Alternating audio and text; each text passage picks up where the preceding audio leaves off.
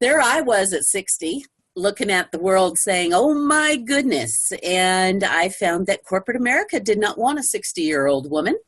And if I wanted to continue to work, I guess I better start my own company. So that's exactly what I did. You're listening to Lorianne Vaughan Speaks, a powerhouse in the world of virtual assistants to public speakers and authors, and today's guest on Solopreneur Success. Welcome to the Solopreneur Success Podcast, where successful business owners gather to share true stories and sound advice to help you start and grow your own solopreneur business. Come soar with us and design the life you love. Now, here's your host, Steve Combs. Hello, Solopreneurs. Have you ever felt like all the day-to-day details of running a business are keeping you from really doing what you love and excel at? You're not alone. And today, help is on the way. That's because today I'm interviewing Lorianne Vaughan Speaks, founder of LVS Consulting Services. It's a company offering virtual business support to public speakers and authors. She's helped some of the world's top 100 thought leaders build their own businesses. And today I brought her on the show to share not only how she got to where she is today, but why you may want to work with a VA, the kinds of services they provide, and how to tell whether a VA is a good fit for you or not. So Lorianne, welcome to the show. Thanks so much, Steve. It's great to be here. I'm so glad you came on with us today. And you've only recently opened LVS Consulting Services, but you've been doing this kind of work for a long time.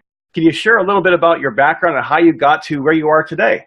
Yes. Yeah, I have been working for some thought leaders for the past 16 years. Been involved in 6 best-selling books, from proofing and editing all the way through to launch week and marketing. And my boss, who I was a full-time employee, decided to semi-retire but sell off the company aspect. So there I was at 60, looking at the world saying, oh my goodness. And I found that corporate America did not want a 60-year-old woman. And if I wanted to continue to work, I guess I better start my own company. So that's exactly what I did. And now, 14 months later, I have 5 women working with me on my team, and we support authors and speakers build their presence, help them with the minutia, and we're also doing a lot of research for booking them in new places to speak. So handling a lot of that legwork that is tedious and somebody has to get it done. And right. That's not really what they want to specialize in. They want to specialize what's their focus, and you help them get the day-to-day gritty stuff out of the way. Exactly. And a lot of speakers and authors tend to be the creative people that have wonderful ideas, but may not know how to do all the details. And I think I've kind of gotten that reputation that I'm the detail person. I'm the one that makes sure nothing falls through a crack. And so that's what I've been offering my clients as we move forward in a virtual workforce type of environment. Sure. And for our audience, and there's some who may not really have any idea what a virtual assistant is or does, what are some of the kind of common types of tasks that a VA would handle? Well, and it all depends on what your needs are.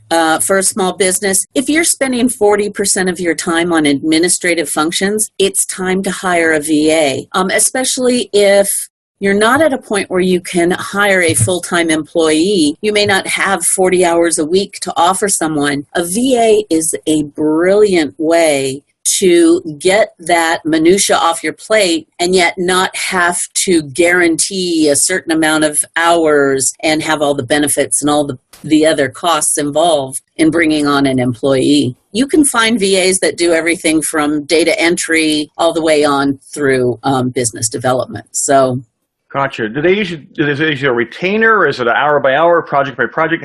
Is it across the whole board, depending on who you're hiring? How does that work? It does depend on who you're hiring. And I think that there are VAs out there that are wonderful for the smaller tasks. And you can find VAs out there for $10 an hour, but you're going to get what you pay for. I mean, the kids are great with technology sometimes, and I have 2 on my team that I go, this isn't working, I need some help. So there are good VAs out there at lower costs. And then there are the VAs such as myself that really partner with someone to build their business. And I'm considered a VA in that I'm virtual. I'm not going to go into your office every day, but there's a big gamut on the level of skills that you can find in that VA world. Got you. That makes a lot of sense. So it's not unique just to speakers and authors. It's really anybody that's trying to run a business, and solopreneurs especially. Exactly. They're kind of alone here in the office or the bedroom or the kitchen or wherever they're working from, and they're often just trying to plug through everything that's got to go on through the day, and then are working, burning the candle at both ends, trying to get the work done. And so a VA takes a lot of that off the plate, and so so they can focus on what's really clear.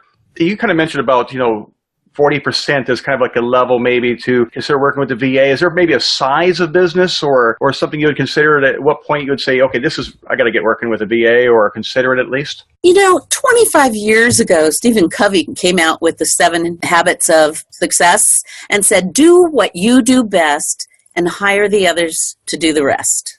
Now, when you're starting a business, that's easier said than done unless you've got some real great venture capital. But, if you find that you suck at this, whether it's keeping your CRM up to date or whatever, things like that can be handed off so easily to a VA to keep your database up to date, to help with your email or distribution of something, to work with your social media if you've got a social media project that you want to get off the ground. Again, it depends on what your business is. If I tend to focus strictly on speakers and authors, and so social media is a huge part of what I do.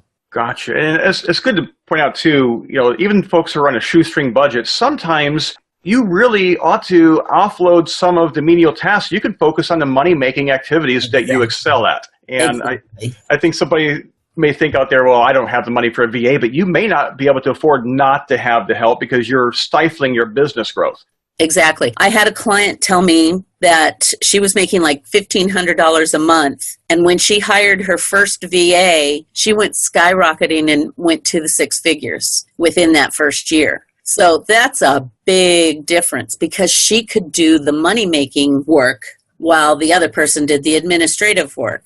I truly believe it's the way we're really going in this gig economy today is to work with the VAs. And if you have a graphics job that needs to be done, there are entities out there that you can just hire on a gig by gig basis. That makes a lot of sense. If there's a lot of different types of services that can be offered, as you mentioned earlier, and types of clients you might work with. So when somebody's considering working with the VA, what kind of things do they want to think about in order to have a successful outcome? Before going through the conversation with somebody, what should they be looking for? What's good to offload? What maybe are some things they may have to consider keeping in-house or making sure that the VA is appropriate for handling that? What kind of things should they be thinking? What kind of questions should they be asking? You can't just go out, and there's a number of different sites that offer VA type project work. You need to be so careful. You really do. You want to make sure this VA has experience in your field,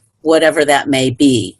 Because if they don't know the construction business or if they don't know the speaker-author business, it's such a huge learning curve that, you're sitting there going, I need to tell her how to do everything. So you have to be careful with your due diligence in picking someone. I've heard such horror stories about them, picking the kid down the street who can help them. And no, you need to make sure these are self-starters that, like myself, I've been working from a home office since 1992. I told you people I'm old. So, for me, I'm very diligent in staying focused on whatever the task may be that day. And sometimes you don't get that, especially with the young kids. If something more fun comes up, I can do that tonight at 1:00 in the morning or whatever when they get back. You want to make sure this person has experience in an administrative function, if that's the duties that they're going to do, because there's a lot of administrative assistants that would love the extra work. That's a good point. It's not a high-paying job, and to make bills, make your bills, a lot of them are out there. Make sure they have the experience. Get references. And those are two of the big things. And you also need to make sure that you guys kind of click on a personality basis, so that that you can be very clear in your communications, when things are due, what you're expecting so that your VA is not left out going, what am I supposed to do? You have to be clear as well.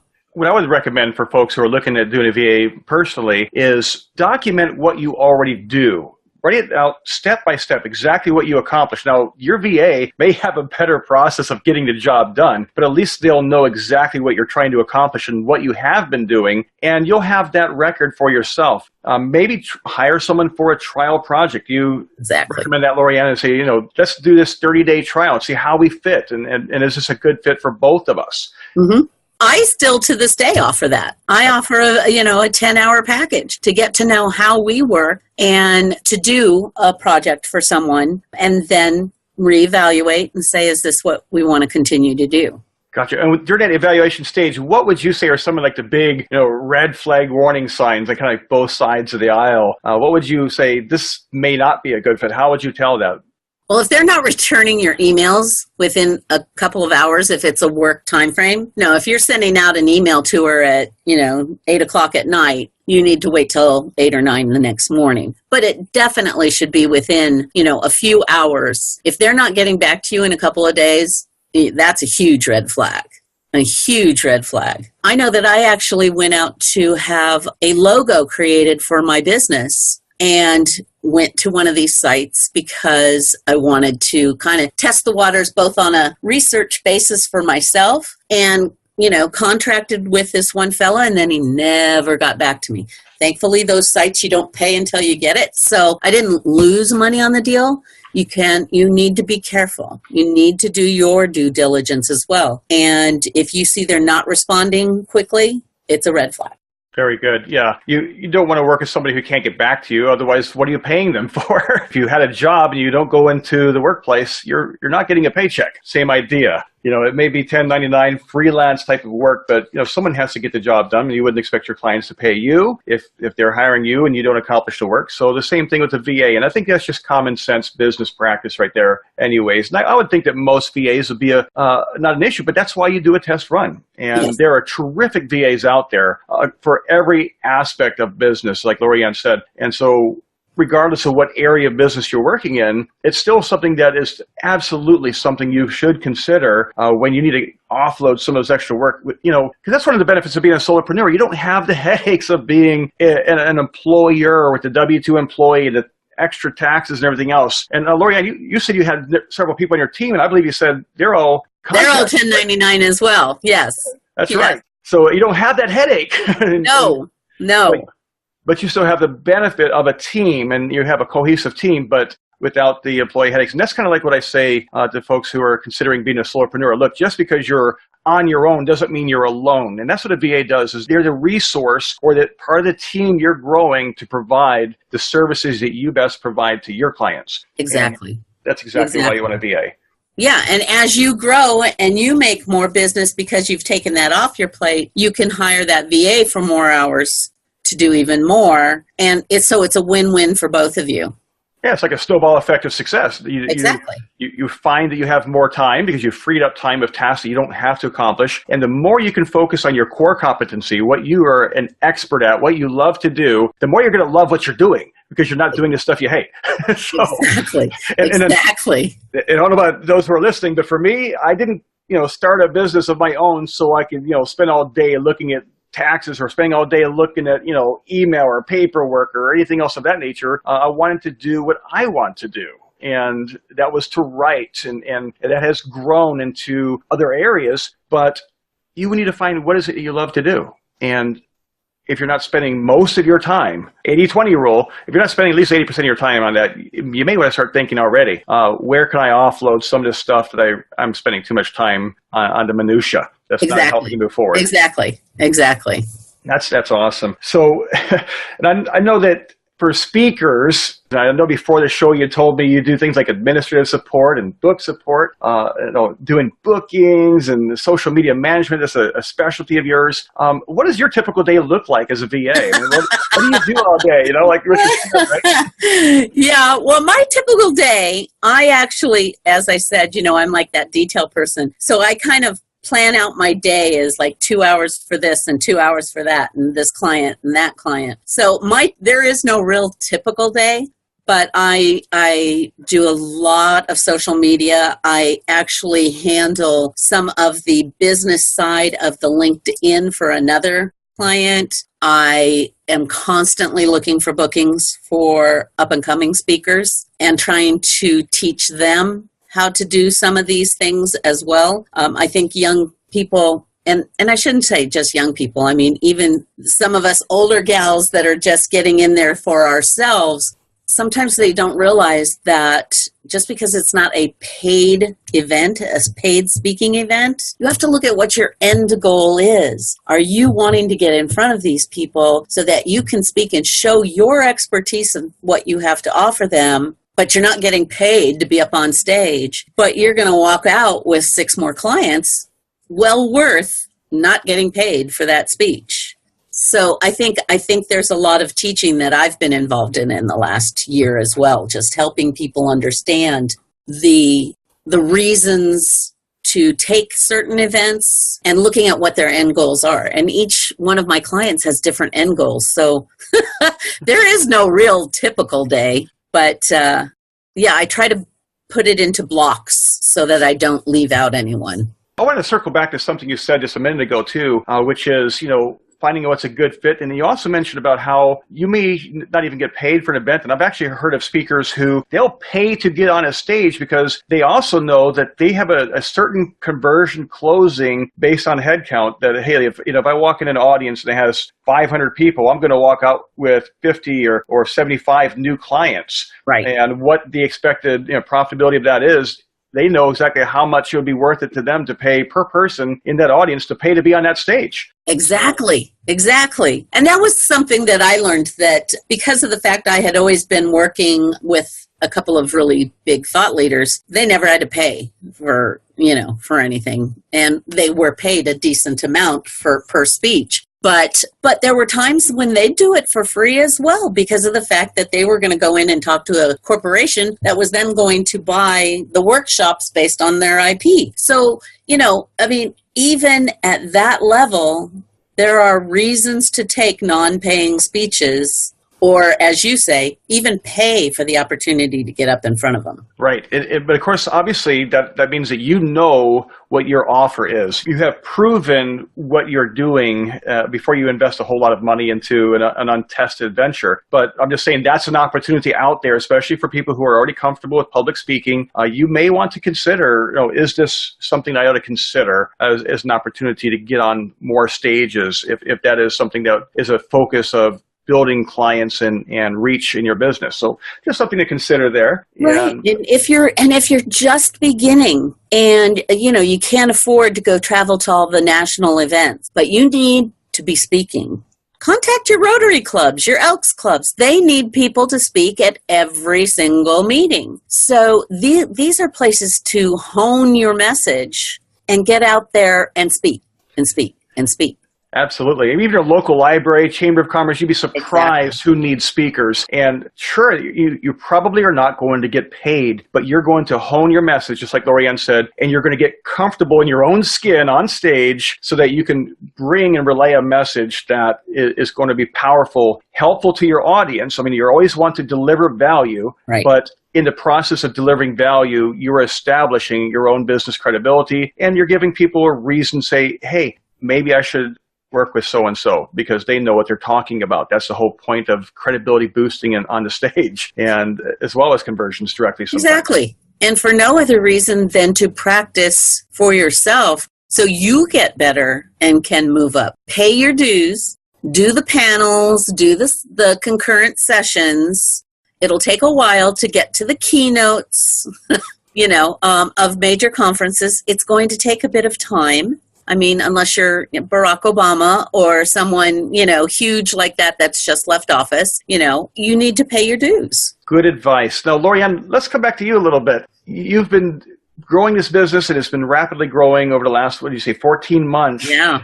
What's next on the stage for you? Where do you see your business heading in the next 12 months? Well, where I see this heading is that I'm really starting to focus my efforts on the business development side. I actually have a gal, it's my kid, who is so smart but she's working nights and her husband works days so that they're not spending her whole income for childcare. And I sit there and I go, I'm constantly going, Bree, how do I do this? Bree, how do I do that? Because my biggest problem is technology. I make no bones about it.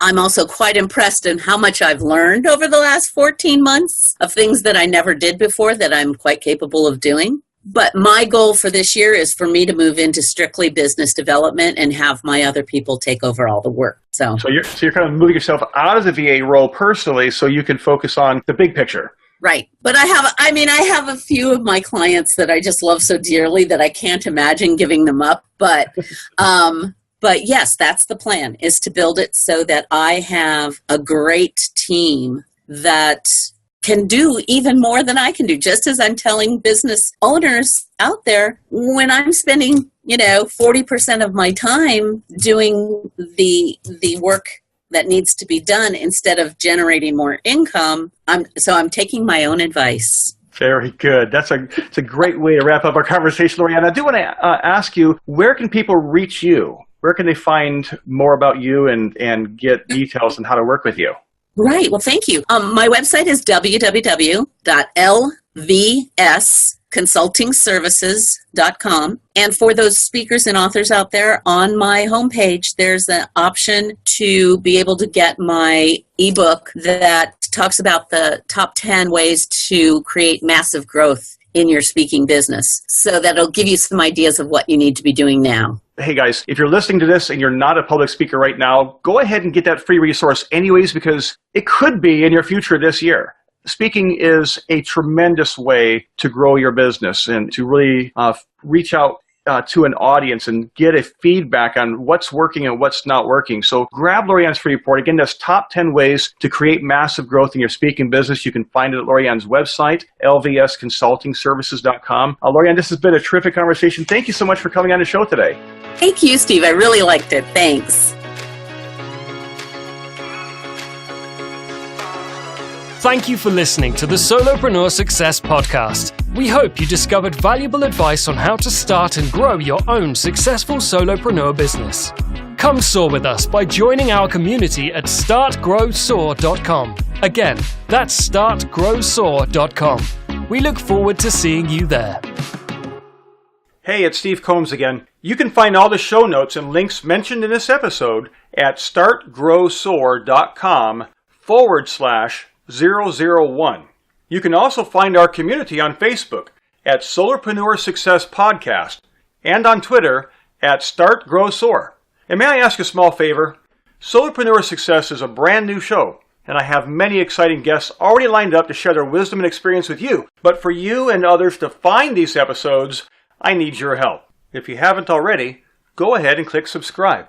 And if you found value in today's episode, please leave a rating and share it with others. These are simple ways you can help me reach more people. I appreciate you and your support.